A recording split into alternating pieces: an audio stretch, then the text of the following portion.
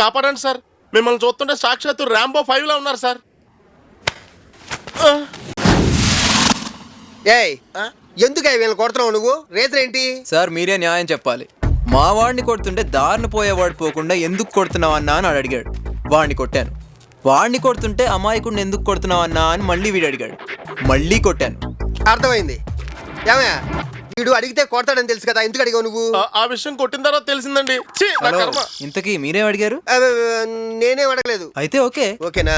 చిన్న ప్రశ్నకు సమాధానం చెప్తే స్కూడా కారు ఇచ్చేస్తారన్నా సార్. అవునా? సమాధానం చెప్పకుండా పిచ్చి పిచ్చిగా వాగుతున్నాడు. మరి కోపరాదా? ఒక నిమిషం. ఏమయ్యా సమాధానం చెబితే స్కోడా కారు ఇచ్చేస్తాడు కదా, చెప్పడానికి నీకేమైనా దుమ్ముడయ్యా? అంటే మీరు అడగండి సార్, నేను చెబుతాను. సార్ క్వశ్చన్స్ చాలా టఫ్ గా ఉంటాయి సార్.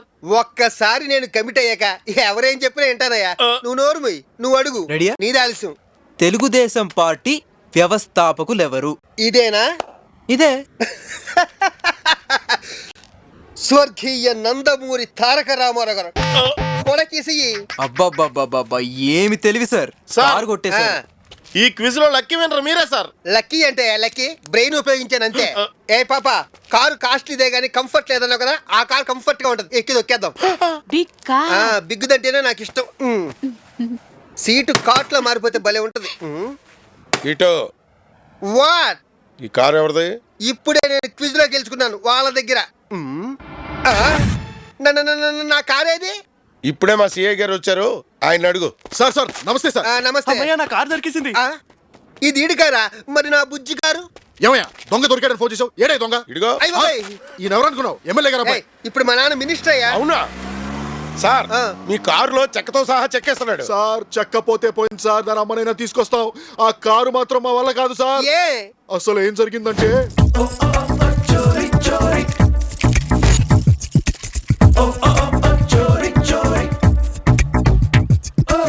చేతిలో ఆ తాళాలు గుర్తేంట్రా? కొంపదీసి నువ్వేమన్నా దొంగవా? దొంగ? నేను దొంగలా కనిపిస్తున్నానా మీకు? సారీ బాసు, పోలీసు కదా, మాత్రం అనుమానం రావాలి కదా నాకు. మాకు 20 కార్లు ఉన్నాయండి. ఏ కార్ది ఏ తాళమో తెలియక కన్ఫ్యూజ్ అవుతున్నాం. అసలు డ్రైవర్ ఉంటే అన్ని వాడే చూసుకునేవాడు. ఈడెవడో బాగా బలిసిన క్యాండిడేట్ లా ఉన్నాడు సార్. మీరు ఇటు రండి సార్, ఆ తాళాలు తగ్గించి మీరు ఇటు రండి చెప్తాను. డ్యూటీలో చేరిన మొదటి రోజే మీలాంటి బడబాబులకు సేవ చేసుకుంటానికి నేను ఎక్కడో పెట్టి పుట్టుండాలి సార్. ఉండండి, దీని సంగతి చూస్తాను. అరే ఓపెన్ అయిపోయింది. Great sir. అది దీన్ని బట్టి మీరు ఎంత ఇంటెలిజెంటో నాకు అర్థమైపోయింది. ఇది ఉంచండి. Thank you sir. ఏంటయ్యా నీ కంగారు? కంగారు కాదయ్యా, అది నా కారు. అది నీ కారా? అవును, లంచం తీసుకుని దొంగకి తాళం ఇచ్చి నువ్వే పంపించావు. నేను క్రిమినల్ లాయర్ని, నీ ఎంత చూస్తాను. అలా నన్ను ఇరికించి మీ దగ్గర 20 లక్షల కారు పెట్టేసి 70 లక్షల కారు దొబ్బేశాడు సార్.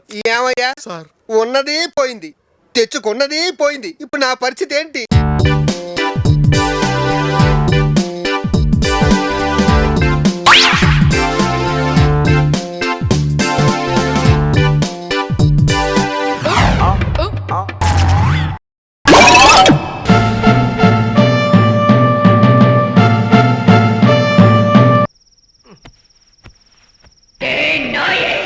உனக்கு என்ன தைரியம் இருந்தா நீ மறுபடியும் இங்க வருவ? எனக்கு நீதான் வேணும்டா. உன்னை சாகடிக்கணும். நீ சாகுற வரைக்கும் நான் உன்னை விட மாட்டேன். இன்னைக்கு இல்லடா, வர்ற துர்காஷ்டமி அன்னைக்கு உன்னை கொண்டு சாம்பலாக்கி என் பகையை தீர்த்துக்கலன்னா என் பேரு சந்திரமுகியே இல்லடா.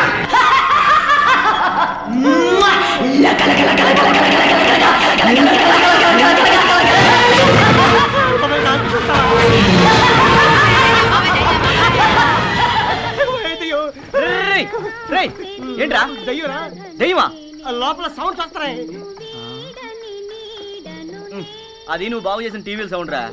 టీవీలా? నేను రిపేర్ చేసిన కూడా సౌండ్స్ ఎలా వస్తాయరా? పొద్దున్న నువ్వు పెట్టిన డాన్స్ కి ఇప్పుడు రియాక్ట్ అవుతున్నట్టున్నాయి. అయితే మన చేతిలో ఆర్ట్ ఉందన్నమాట. బొంగు ఉంది. అవును, ఈ టైంలో నువ్వు ఇక్కడేం చేస్తున్నారా? ఏదో మా ఆలోచనలు మాయ బాబు. ఓహో, ఐమాక్స్ కొందామని ఆలోచిస్తున్నావా? ఓరే నీ అయ్యా, అది కాదురా.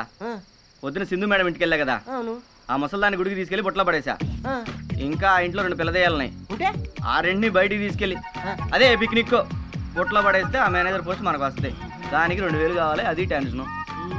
నువ్వేం టెన్షన్ పడకు, నేను సెట్ చేస్తాను. ఏంటి? నేను సెట్ చేస్తాను కదా. ఎక్కువ తక్కువ బామ్మ నువ్వు తింటావా? నాకు వద్దులే బాబు. ఎందుకంటే అనవసరంగా డబ్బులు ఖర్చు పెడతారు. ఊరుకోండి, ఈ టైంలో మన డబ్బుల గురించి ఆలోచించడం ఏంటి? అక్క, నీ ఫస్ట్ సాలరీలో నా క్రికెట్ పెట్టుకునివ్వాలి.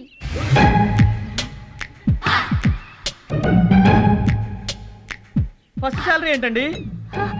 మా ఆఫీస్లో 30th 31st ఫస్ట్నే శాలరీ ఇస్తారు. నేను ఫస్ట్ శాలరీ తీసుకుంటాను, అందుకే ఫస్ట్ శాలరీ అన్నాడు. ఓహో, నేను ఇంకా ఏంటో అని భయపడిపోయాను. మీరు ఎప్పుడు ఫస్టే ఉండాలి మేడం. చిన్న నువ్వేం ఫీల్ అవ్వకు. అక్క ఫస్ట్ శాలరీలో నీకు bat Balu confirm. Okay okay అక్క, నీ ఫస్ట్ సాలరీలో నాకు స్కిప్పింగ్ రోప్ కొనివ్వాలి. మీరు ఎందుకంటే ఫీల్ అవుతారు? 30, 31st ఫస్ట్. మీరు ఫస్ట్నే కదా శాలరీ తీసుకునేది, అందుకని నువ్వు ఫస్ట్ అన్నావు కదా నాన్న. అవునవును. Okay okay. నువ్వేం టెన్షన్ పడకమ్మా శృతి. అక్క ఫస్ట్ శాలరీలో నీకు skipping rope confirm. Thank you. Correct చెప్పానా మేడం? Yeah perfect. థ్యాంక్స్. ఏమే నేను ఎప్పటి నుంచో ఒక మాట అమ్మా, మీరు మేడం గారిని ఏం అడగాలనుకుంటున్నారో నాకు తెలుసు. ఆవిడ ఫస్ట్ శాలరీలో మీకు భగవద్గీత కావాలి. ఎంత బాగా కనిపెట్టావు నాయన. నేను ఎప్పుడు అంతే బామ్మ.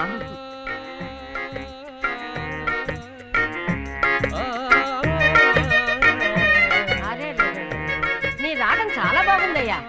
నీ భక్తిని మరిచలేకపోతుంటే మధ్యలో ఈ భజన ఒకటి. అంకుల్, ఈ పాట ఏం బాగలేదు, మీరు పాడండి. నేనా? నాకు రాదు. పరా. అయితే నీకు ఉద్యోగం కూడా రాదు.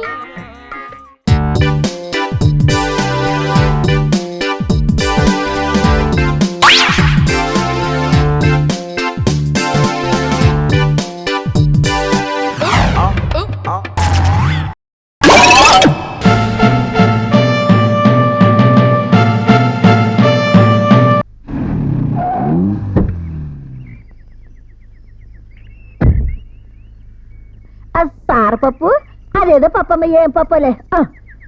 ఎవరు కావాలి? వరప్రసాద్ గారిని కలవాలి. నీ దగ్గర 10 చిల్లర ఉందా? చిల్లర లేకపోతే ఆయన చూడడం కుదరదా? ముందు అడిగిన దానికి సమాధానం చెప్పబోయా. నా దగ్గర 2 5 ఉన్నాయి. ఒక్క ఇచ్చాలే. నా 10 ఏటి 5 ఇచ్చి 10 అడుగుతావుటి? ఒళ్ళేలా ఉందటి ఊడత మొక్క నువ్వు. పొద్దు నాయను, ఈ ఇంట్లో అందరూ నాకంటే కలిసేలాగే ఉన్నారు. ఎంటర్ అవగానే కమిషన్ కొట్టేసింది. అయిపోయి వీడు ఇక్కడికి వచ్చాడేంటి? హలో హలో, పనుంటూ మామూలు పిల్లొచ్చుగా నువ్వు రావడం దేనికి? ఇంక మీతో నా పని లేదు. ఇవాళ నుంచి వ్యాపారం అంతా వరప్రసాద్ గారితో. ఆయన కలవమని ఎవరు చెప్పింది నీకు? మల్లయ్య గారు రండి. సార్ నమస్కారం సార్. వరప్రసాద్ గారు రెడీ అయినా? అసలైన వరప్రసాద్ ఇక్కడున్నారయ్యా. ఎక్కడా?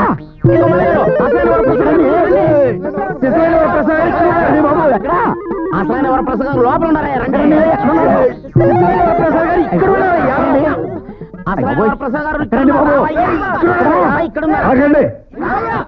ఏమిటి గోల? మల్లయ్య గారు, ఆయన వరప్రసాద్ గారు. సార్ నమస్కారం అండి, నా పేరు మల్లయ్య.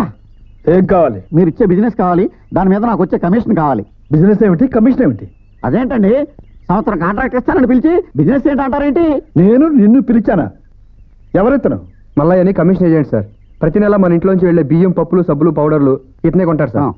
మన ఇంటి నుంచి పప్పులు, బియ్యము, సబ్బులు అన్నీ కొంటున్నాడా? ఎవరమ్ముతున్నారు? వీళ్ళే సార్. ప్రతి నెల మొదటి శనివారం రాత్రి ఈయన టెంపో మన ఇంటి వెనకాల ఉంటుంది సార్. ఆదివారం పొద్దున్నే సరుకు నా గోడంలో దిగుద్దండి.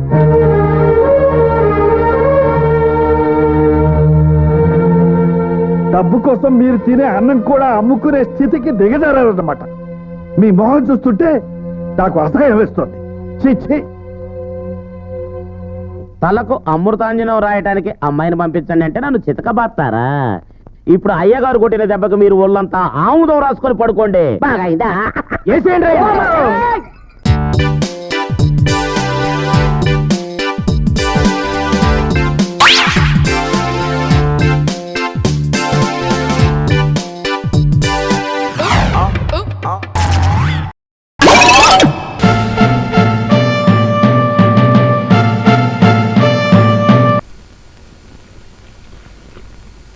ఏంటి రాజా బట్టలు సర్దుకుంటున్నావు? లాండ్రీకి వేద్దామని. మరి పెట్టేందుకు? సొట్టలు తీద్దామని.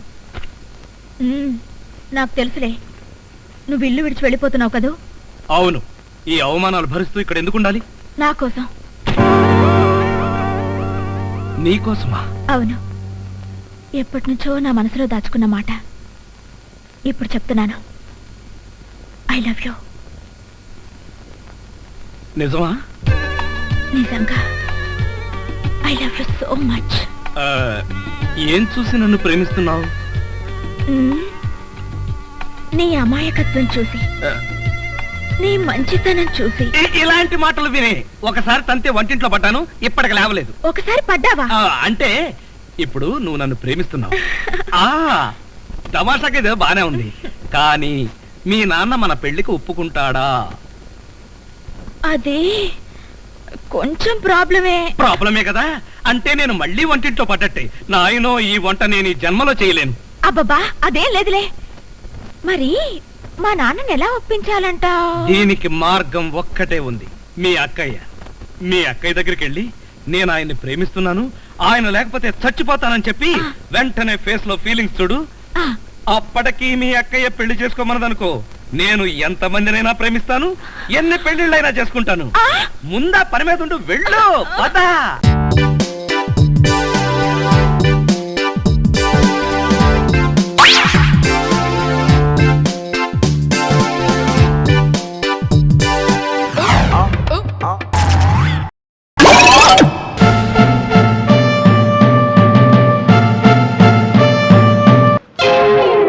ఇంకా రాలేదు.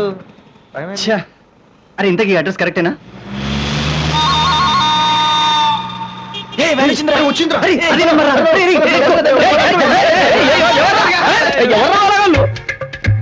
క్యాష్ రెడీయా? రెడీయా? అన్ని రెడీ, మీ రెడీనా? మరి వెన్యూ ఎక్కడ? అంతా గిల్లడి. పైసల్ ఎంత? 2020 కిలోమీటర్లు. అరే ఇది లెక్క. గదిగంతే 20 కిలోమీటర్ల మొత్తం పని అయిపోవాలి. ఎందుకైందా? మరి నువ్వు ఫాస్ట్ గా నడిపితే? లే భయపడకన్నా, గంటకి 10 కిలోమీటర్ల స్పీడ్ తోని స్లోగా పోతా. అట్లనా? మా ఊరికి వచ్చాను నర్వస్. 5 కిలోమీటర్కి అయిపోతుంది. 500 అడ్జస్ట్ కాకూడదు. Minimum metre.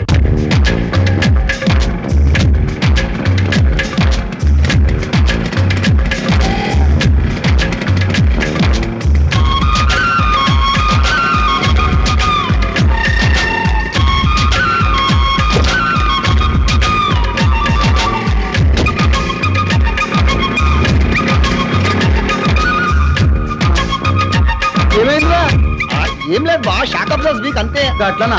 నమస్తే సార్. గోల్డ్ ప్లాక్.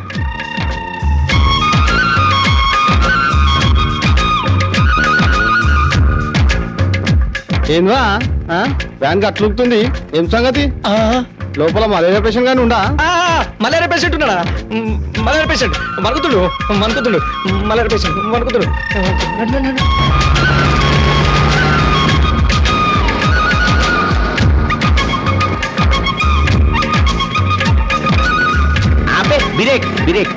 బండికి బ్రేక్ లెక్కండి సార్. బండి చూడండి సార్. ఏంద్రా బండి అట్లా ఊగుతుంది? ఏం లేదు సార్, షాక్ అబ్జర్వ్స్ వీక్ అంతే. అట్లనా? షాక్ అబ్జర్వర్స్ వీక్ అంటారా? ఏమ్రా షాక్ అబ్జర్వ్ వీకా? వీకైతే ఇంతగానో ఊగుతాయరా? ఏమోరా భయ్, లోపట సోమరోగం పేషెంట్ ఉన్నాడేమో. డౌటే సార్.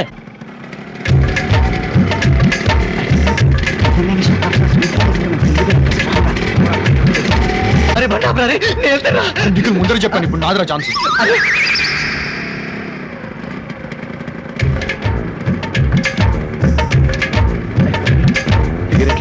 చాలా బాగుందిరా.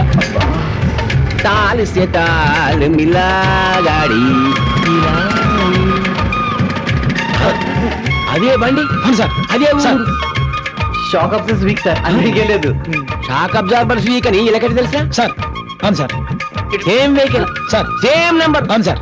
డ్రైవర్ మారిండు. చూడండి ఒకసారి చెక్ చేద్దాం. చూడండి సార్. నమస్తే సార్. నమస్తే. నెక్స్ట్ నువ్వేగా రా. నేనేనే, కానీ ఏ కాదు, స్టేషన్ లో జబర్దస్త్ ఇంతదాం చేసిన. చలో నిన్ను ఒట్లా నువ్వు.